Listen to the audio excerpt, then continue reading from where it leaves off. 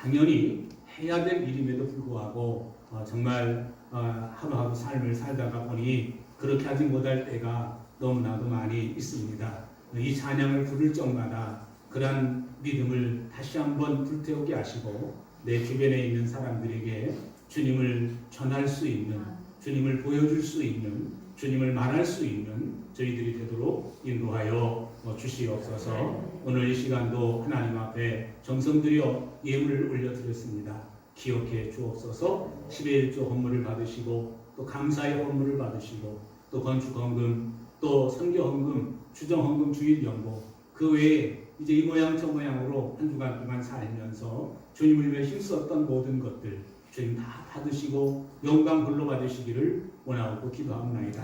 저들의 손에 미치는 곳마다 하나님의 손이 함께 하셔서 형통케 되는 역사가 나타나게 하여 주옵소서. 아무리 힘들고 어려움 중에도 하나님께서 요셉의 손에 함께 하셨을 때 모든 것이 잘 되는 역사가 나타났던 것처럼 하나님, 내 형편이, 내 환경이 어렵다 할지라도 하나님의 손이 함께 하시면 능히 그 어려운 환경들을 헤치고 나갈 수 있는 은혜가 주어지는 줄로 믿습니다. 오늘 이 자리에 서면 모든 분들 가운데 그런 은혜가 있게 하여 주시옵소서. 감사드리며 예수님의 이름으로 기도했사옵나이다. 아멘. 예, 하나님 말씀 함께 보십니다. 출애굽기 2장 1절로 말씀을 보시도록 하겠습니다. 예, 이제 나오셔도 됩니다. 1절 말씀 듣습니다. 레위 가족 중 한 사람이 가서 레위 여자에게 장가들어 그 여자가 임신하여 아들을 낳으니 그가 잘생긴 것을 보고 석 달 동안 그를 숨겼으니 더 숨길 수 없게 되매 그를 위하여 갈대 상자를 가져다가 역청과 나무 진을 칠하고 아기를 거기 담아 나일 강과 갈대 사이에 두고 그의 누이가 어떻게 되는지를 알려고 멀리 섰더니 밤에 딸이 목욕하러 나일강으로 내려오고 시녀들은 나일강가를 거닐 때에 그가 갈대 사이에 상자를 보고 시녀를 보내어 가져다가 열고 그 아기를 보니 아기가 우는지라 그가 그를 불쌍히 여겨 이르되 이는 히브리 사람의 아기로다. 그의 누이가 바로의 딸에게 이르되 내가 가서 당신을 위하여 히브리 여인 중에서 유모를 불러다가 이 아기에게 젖을 먹이게 하리이까. 바로의 딸이 그에게 이르되 가라 하매 그 소녀가 가서 그 아기의 어머니를 불러오니 바로의 딸이 그에게 이르되 이 아기를 데려다가 나를 위하여 젖을 먹이라. 내가 그 싹을 주리라. 여인이 아기를 데려다가 젖을 먹이더니 그 아기가 자라매 바로의 딸에게로 데려가니 그가 그의 아들이 되니라. 그가 그의 이름을 모세라 하여 이르되 이는 내가 그를 물에서 건져내었습니다 하였더라. 아멘.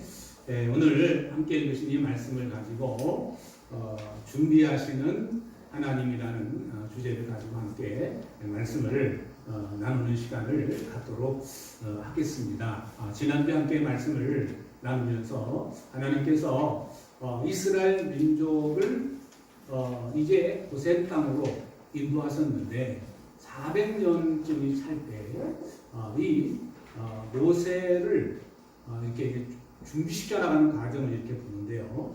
근데 이제 그 날수가 차니까 그 이집트 땅에 살고 있는 그 이스라엘 백성들이 점점 사는 게 어려워져요.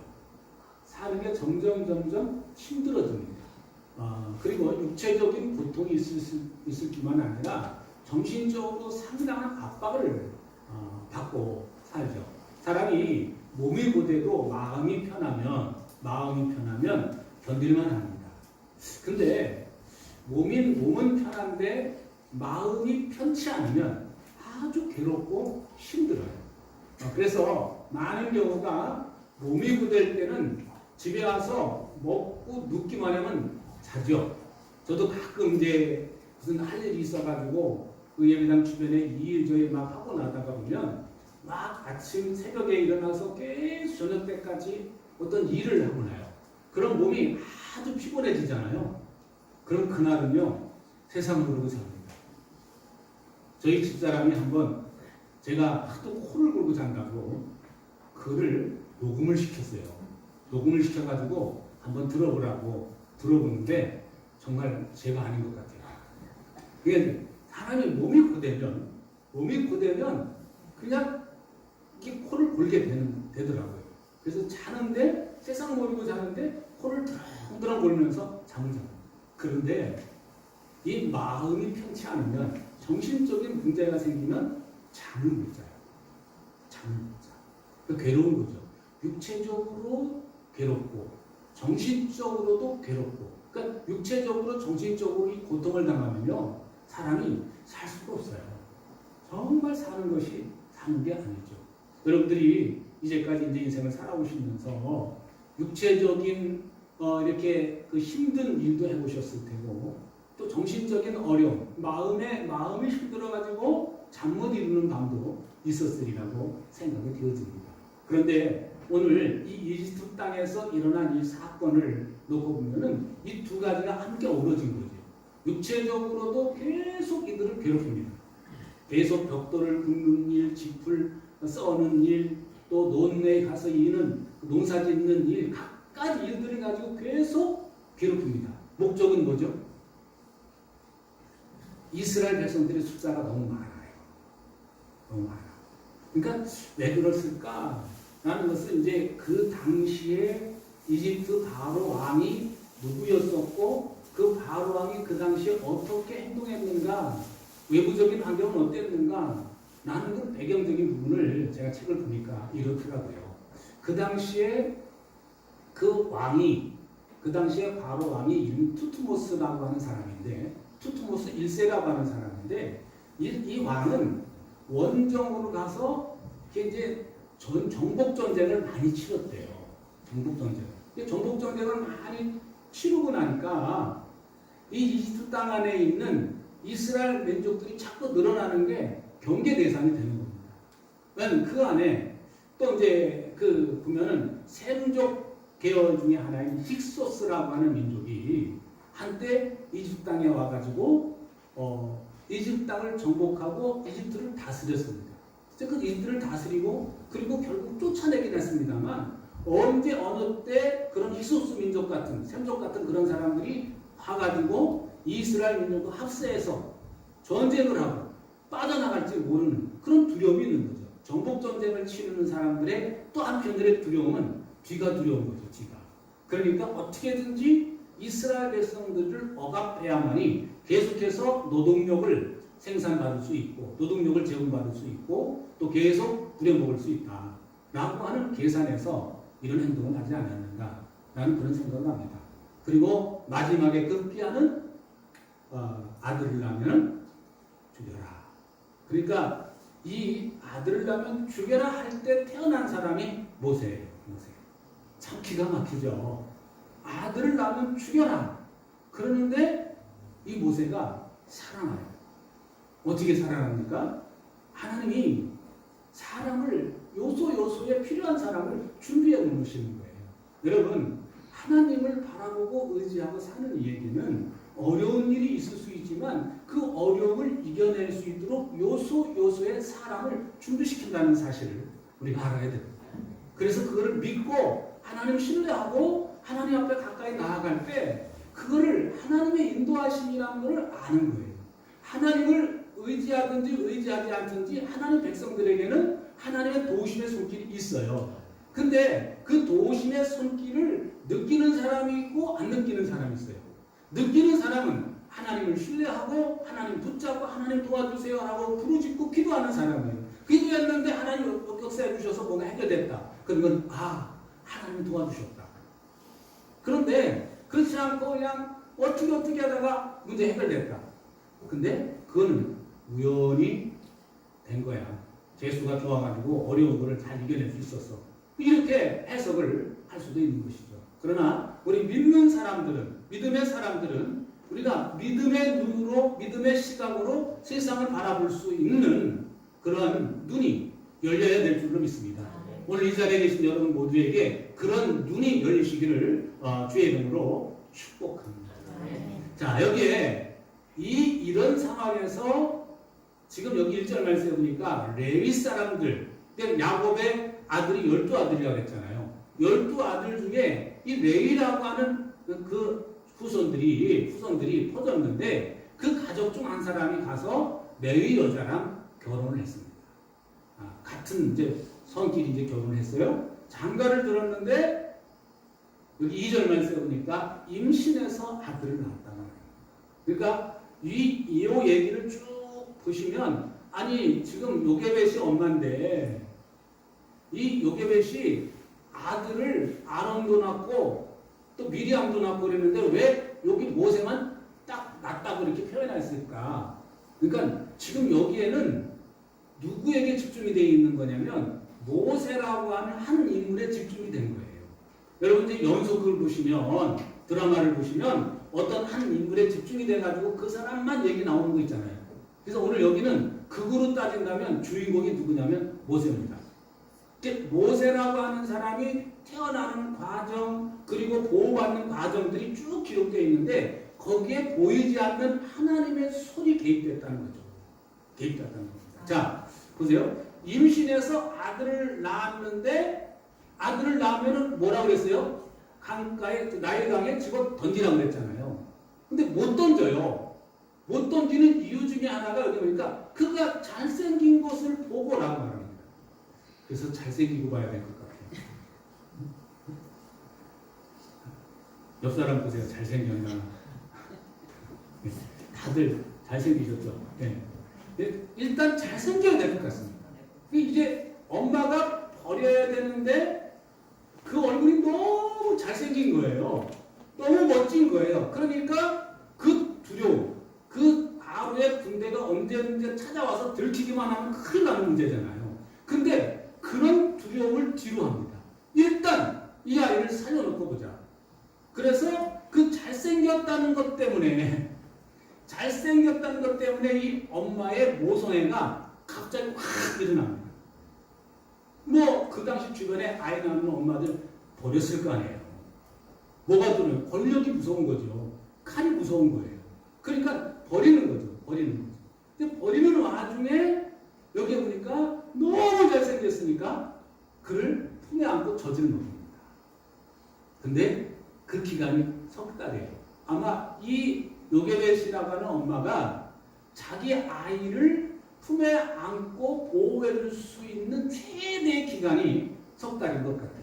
여러분 아이 낳아서 기른 엄마들은 다 아시죠? 아이가 목소리가 처음에 태어날 때는 목소리가 모기만 하다가 점점 커지잖아요. 점점 커지지 않습니까? 이제 3개월 정도 되면은 몸무게도 뭐 늘어나고 그리고 몸집도 커지고 그러니까 목소리가 자연스럽게 우렁찬 울음소리가 날 수밖에 없죠. 그러니까 더 이상 숨길 수가 없어서 그때 요게벳이 한 일이 뭐냐면 같이 보십니다. 더 숨길 수가 없게 되매 그를 위하여 갈대 상자를 가져다가 역청과 나무진을 칠하고 아기를 거기다가 나일 강가 갈대 사이에 두고 지금 바로의 명령은 아이를 낳을 때 남자아이면 강에다가 뭐 하라고요? 던지는 거예요. 던지는 거. 그러니까 나일강에는 강물이 항상 범람하고 늪지대도 많고 뭐 그러니까 뭐가 많이 살았을까요? 물고기도 많이 당연히 살았을 테고 악어. 그래서 바로의 성경을 쭉 읽다 보면은 바로를 악어라고 말합니다. 그 악어의 비유를 해요. 악어에. 그 비유를 하는데 근데 여기서 이 상황에서 또 엄마가 그 아이를 갖다 던지는 게 아니라 무슨 자기가 할 수 있는 보호해줄 수 있는 최선을 다하게 하세요. 하나님은요. 그래서 갈상자를 가져다가 거기다가 역청을 칠하고 나무진을 칠합니다. 뭐예요? 물이 새 들어오지 않도록.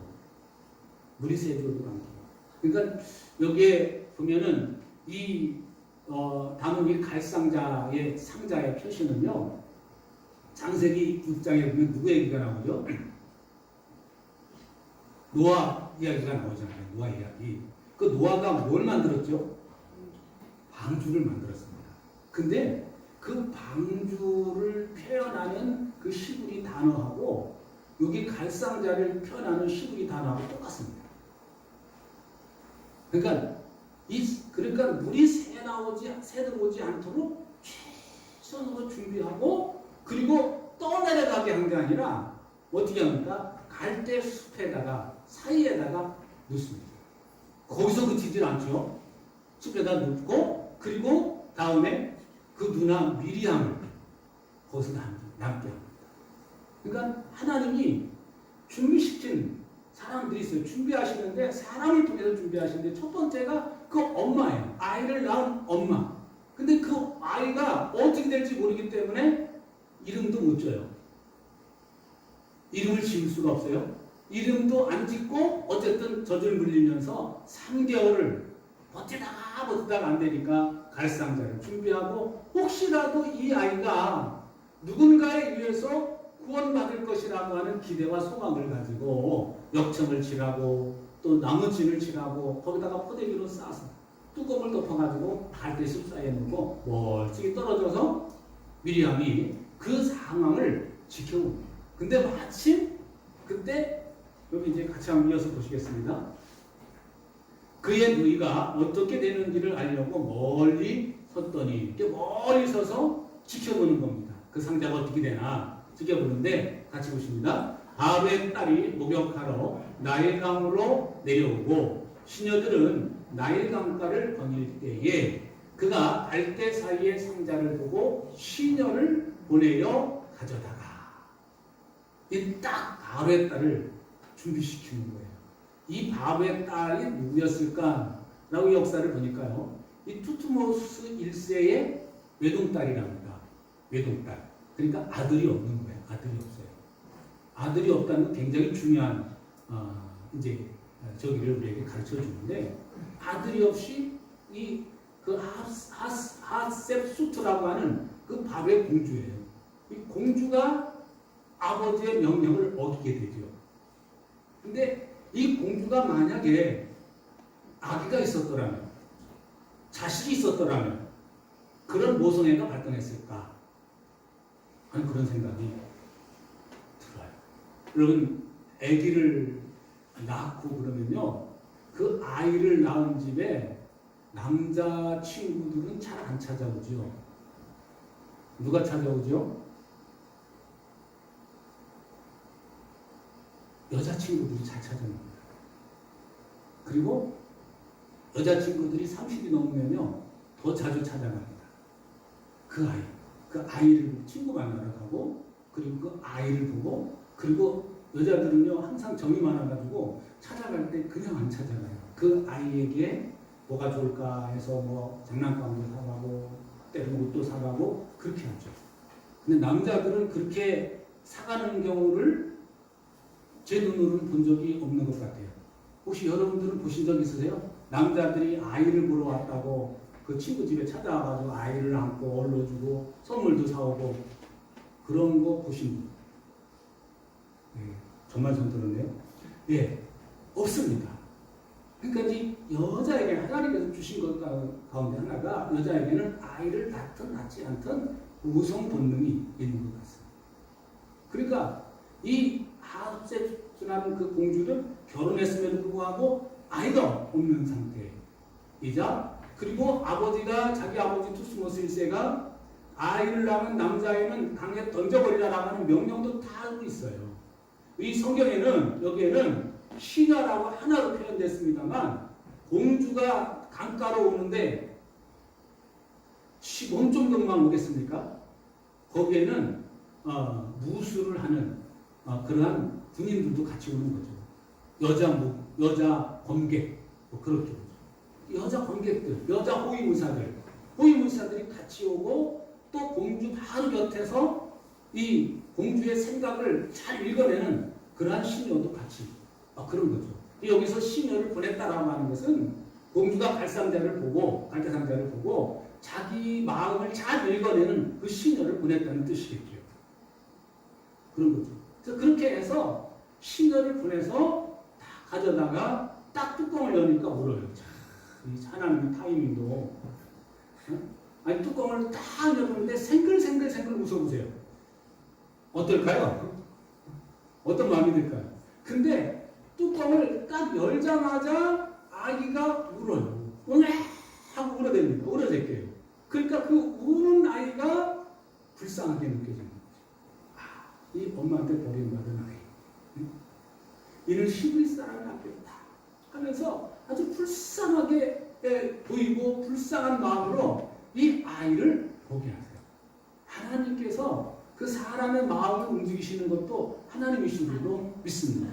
그래서 이렇게 봤으니 미리암이 까 눈치를 보다가 이 틈을 타가지고 언제 어느 틈에 왔는지 와가지고요.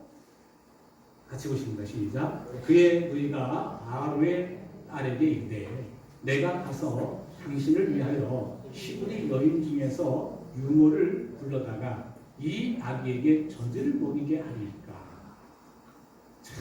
이 미리암도 있는요. 나중에 미리암도 선지자 중에 하나라고 이렇게 얘기하지 않습니까? 이제 출애굽할 때 보면은 그렇게 표현하는데 미리암도 이 당시 한 7, 8살 됐을 텐데 참 지혜로워요. 다 달려가더니 내가 이 아이에게 젖먹일 유모를 소개시켜줄까요? 그리고 이 모세의 어머니한테 그 아이를 맡겨요. 제가 한번 여기서 질문해 볼게요. 만약에 바로의 공주가 그 아이를 데리고 가긴 가지만 이집트 여인 중에서 유모를 구해가지고 젖을 먹였다면 결과가 어떻게 됐을까요? 결과는 완전히 달랐을 겁니다. 그런데 왜 그러느냐? 이집트 사람들은 우리 창세기에 있는 말씀을 쫙 보면 히브리 사람들을 안 좋아해요. 부려먹는 건 좋아하지만 좋아하지 않습니다. 창세기적으로 보면 안 좋아해요. 그럼 안 좋아하는 그 아이가 아무리 공주의 명령이라도 젖을 먹일 땐 먹겠지만 먹을 때 한 번 줘받기도 하고 그러지 않을까요? 그러니까 뭐 사랑의 마음으로 사랑을 받고 자라기는 어려울 것 같습니다. 근데 아마 이 하셉수트라고 하는 이 공주도 그런 모든 상황을 아니까 히브리 여인에게 맡기고 젖을 먹게 하는 이제 그런 상황이 연출됩니다. 같이 보십니다. 바로의 딸이 그에게 이르되 가라 하매 그 소녀가 가서 그 아기의 어머니를 불러오니 바로의 딸이 그에게 이르되 이 아기를 데려다가 나를 위하여 젖을 먹이라. 내가 그 싹을 주리라. 여인이 이 아기를 데려다가 젖을 먹이더니 애를 낳아가지고 3개월 동안 숨기려고 가슴 졸이면서 했었던 이 엄마가 이 아이를 갈대 상자에 어떻게든 이 아이를 살려달라고 하는 기도를 했을까요? 안 했을까요? 기도했다는 내용은 없습니다만 아마 그가 하나님께 계속 하나님 이 아이를 살려주세요. 하나님 이 아이를 살려주세요. 이 아이를 살려주세요. 그렇게 간절히 기도하면서 갈상자를 준비하고 기도하면서 역청을 칠하고 기도하면서 나무 진액을 칠하고 기도하면서 포대기를 싸고 뚜껑을 덮고 갈대 사이에 놓지 않았을까요?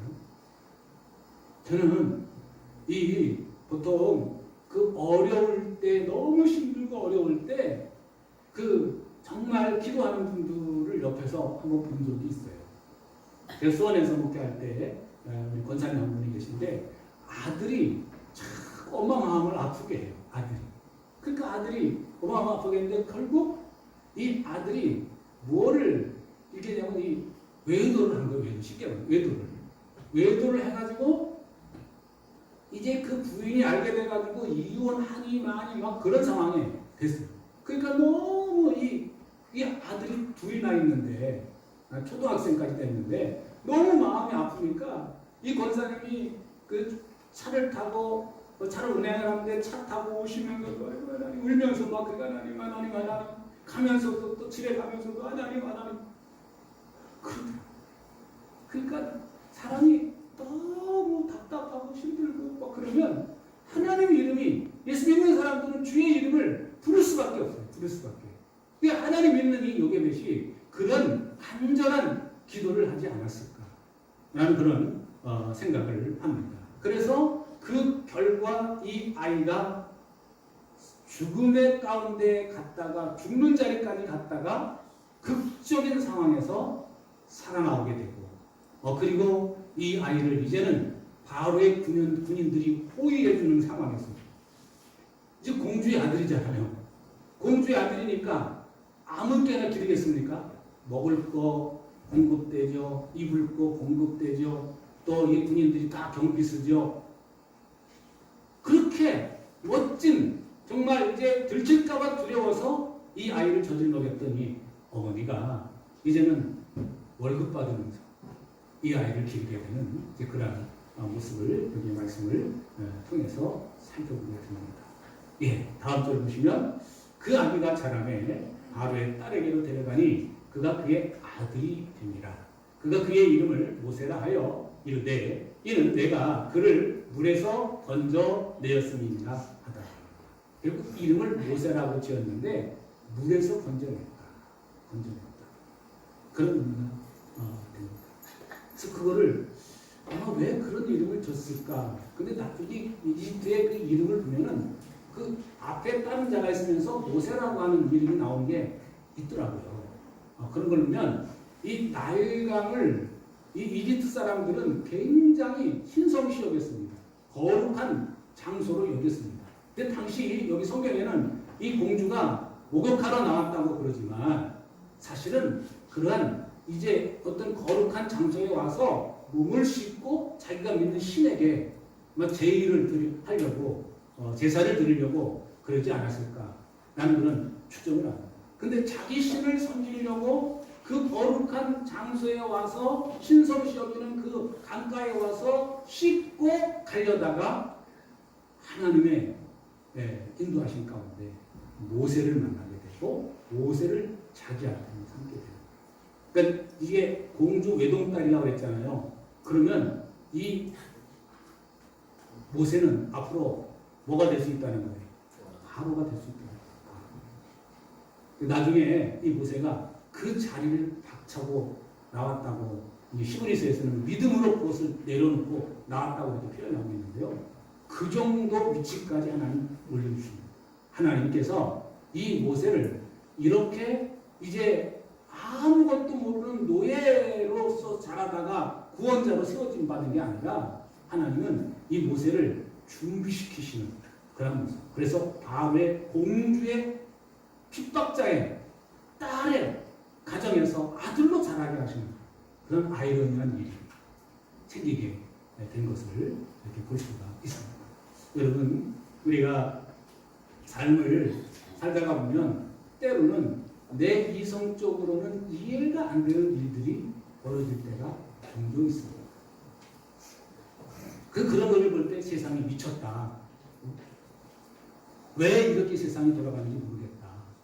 하고 이렇게 자주 섞인 말을 하기도 합니다만 여러분 인생을 살다가 보면 이 성경 속에서 일어난 사건들과 내 인생과 한번 결부시켜 보시기 바랍니다. 이스라엘 백성들이 정말 대접받고 살다가 어느 날 갑자기 노예 신분돼가지고 수백 년 동안 노예살이 한번 하는 거 그들이 상상이나 했겠습니까? 그런데 결국 그것이 이스라엘 백성들에게는 이제 하나님이 약속하신 땅으로 가게 하는 준비 작업이었다는 거죠. 여러분, 때로는 우리가 육신적으로 잘 풀리는 것만이 잘 된다고 생각하면 그것도 오산입니다. 또 육신적으로 안 된다고, 안 풀린다고, 막힌다고, 장애물이 많다고, 그래서 나는 하나님께서 안 사랑하시는가 보다고, 하나님 정말 살아계시면 나한테 어떻게 이러실 수 있냐고, 그렇게 해석을 할 때도 있는데, 그게 아니에요. 잘 풀린다고 해서 그게 하나님의 인도하심이고, 안 풀린다고 해서 하나님의 인도하심이 아니다. 라고, 그렇게 내 나름대로 해석한다면, 그는 잘못된 해석일 경우가 틀림없어요. 여러분, 내가 잘 풀리든지, 내가 안 풀리든지, 잘 되든지, 안 되든지, 장애물이 있든지 없든지 우리는 그 상황에서 왜 나는 별로 한 일이 없는데 이렇게 일이 잘 될까? 그러면서 그거를 놓고 하나님 이게 도대체 무슨 일입니까? 라고 하나님 앞에 가까이 나갈 수 있다면 그 사람은 그 잘 풀리는 것을 잘 소화시킬 수 있는 은혜가 주어질 줄로 믿습니다. 그러나 일이 안 풀린다고 장애물이 있다고 막힌다고 입이 나오는 게 아니라 그 앞에서도 하나님 나에게 뭘 가르쳐 주시려고 도대체 이게 무슨 이유입니까? 왜 내 앞에 이런 장애물이 있습니까? 왜 내 앞에 이런 돌부리가 있습니까? 라고 하나님 앞에 엎드릴 수 있다면 그런 그 가운데에서 하나님의 놀라운 뜻을 발견하게 될 줄로 믿습니다. 예레미야 33장 3절 말씀에는 이렇게 말씀하고 있습니다. 너는 내게 부르짖으라. 부르짖으라. 그 예레미야 때 당시에 유다의 상황은 너무너무 외세 침략 때문에 고통을 당하는 그런 상황입니다. 그런데 이 사람들이 편한 얘기만 들으려고 그러고 좋은 얘기만 들으려고 그러고 예레미야의 정말 바른 소리는 진짜 하나님의 소리는 안 들으려고 하는데 문제가 있었습니다. 그럴 때 예레미야가 목숨을 걸고 가서 이야기하고 또 이야기하고 그러면서 그 어려운 일을 만날 것이라는 얘기를 할 수밖에 없었고 그 가운데 예레미야는 너는 내게 부르짖어라. 그렇게 말씀합니다. 그 어려울 때 그래도 부르짖어야 된다. 그러면 내가 응답을 주겠고 내가 알지 못하는 그거 비밀한 일을 알게 하리라 라고 그렇게 말씀을 했습니다. 여러분 힘들 때든지 좋을 때든지 하나님 앞에 엎드리는 자가 복 있는 사람입니다.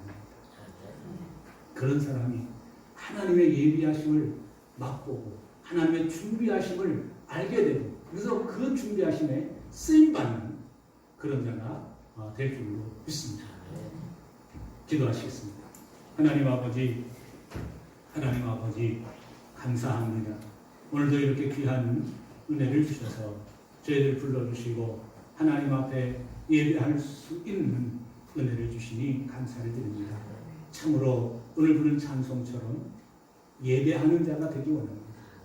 예배하는 자들을 찾으신다고 했는데 하나님 예배하는 자가 돼서 하나님의 귀한 은혜를 날마다 맛보는 귀한 복된 사람들 되기에 부족함 없도록 인도해 주옵소서.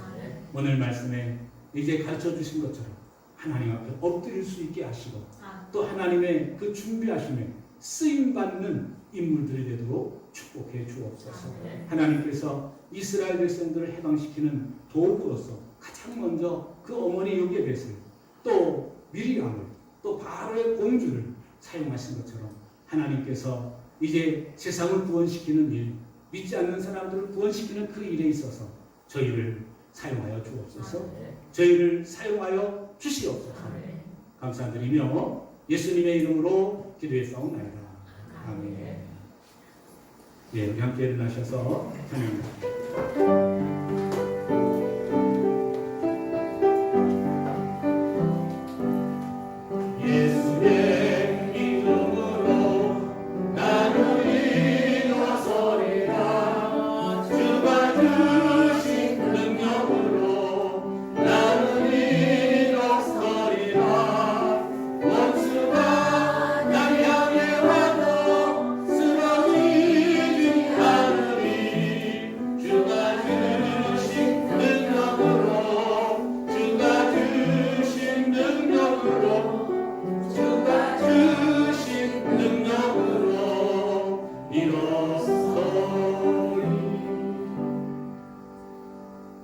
이제는 길이요 진리요 생명이 되시는 우리 주 예수 그리스도의 은혜와 하늘아버지의 극진하신 사랑과 성령님의 교통하심의 역사가 오늘 주 앞에 나와 예배하며 말씀을 듣고 준비하시는 하나님을 맛보아 알기 원하는 주의 사랑하는 성도들 머리 위에 이제로부터 영원까지 함께 하시기를 축원하옵나이다. 아멘.